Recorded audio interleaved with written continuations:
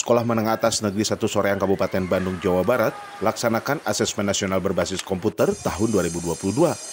Pelaksanaan asesmen nasional berbasis komputer tersebut berjalan 2 hari, tepatnya di tanggal 29-30 Agustus 2022.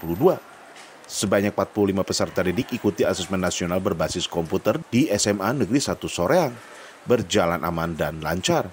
Arif Hardiana selaku Kepala Sekolah SMA Negeri 1 Soreang menyampaikan sebanyak 45 siswa-siswi laksanakan ANBK berjalan dengan aman dan baik. Selain itu sekolah juga menyiapkan tahapan-tahapan pada pelaksanaan ANBK tersebut. Melaksanakan kegiatan ANBK asesmen nasional berbasis komputer yang diikuti oleh 45 siswa kita dan kita pun menyiapkan cadangan sebanyak 5 siswa. Alhamdulillah hari ini kegiatan ANBK bisa berjalan dengan baik.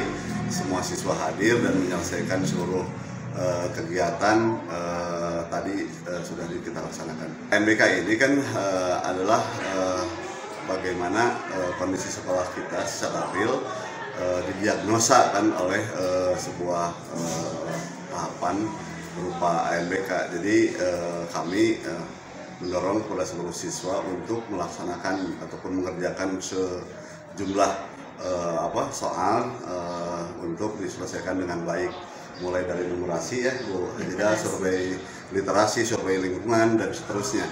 Jadi kami tidak mempersiapkan secara khusus kegiatan ini, terutama berkaitan dengan persiapan siswa, tapi dari rangkaian kegiatan ANBK yang sudah kita laksanakan mulai dari persiapan, gladi bersih dan seterusnya, kita laksanakan tahapan-tahapannya dengan baik. Pertama-tama kita ada simulasi dulu, kemudian berikutnya yang ada gladi bersih dulu kemarin seminggu yang lalu, dan sekarang tinggal pelaksanaannya. Dan ini hari pertama, alhamdulillah pelaksanaan berjalan lancar dan siswa semuanya hadir karena waktu hari Jumat kita briefing dulu mereka supaya hadir, intinya hadir saja karena mereka membawa nama SMA Negeri 1 Soreang. Widi Herian mengabarkan, Hadas TV Kabupaten Bandung, Jawa Barat.